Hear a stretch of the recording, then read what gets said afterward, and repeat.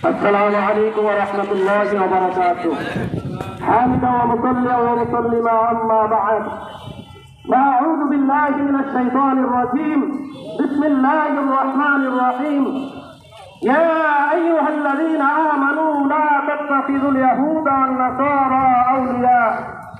وقال رسول الله صلى الله عليه وسلم المسلم أخو المسلم.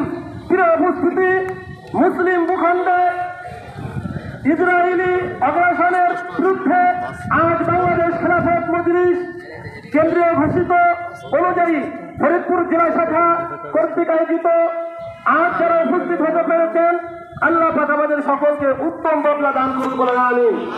আমরা সকলে অবগত আছি, ওই ইহুদির বাচ্চারা যারা সারা বিশ্বে একত্রিত হয়ে আমাদের মুসলমানদের উপর হামলা করতেছে, আর আমাদের বিশ্বের মুসলমানেরা অনেকে গাদ্দারি করতেছে।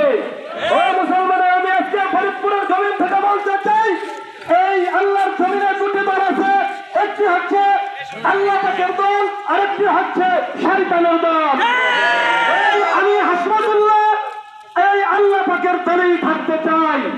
এইভাবে আমাদের ফিলিস্তিন সহ ভারত সহ যেখানেই মুসলমানদেরকে হামলা করা হচ্ছে, এর প্রতিবাদ আমরা বাংলার জমিন থেকে জানাই।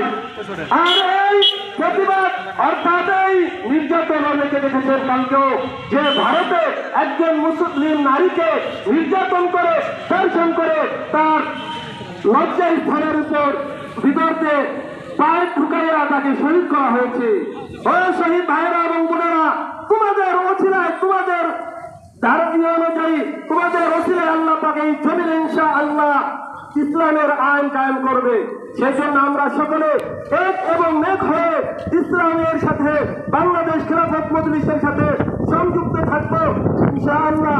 এই দাবিটা নিয়ে আমি আমার সংক্ষিপ্ত আলোচনা করছি। আসসালামু আলাইকুম।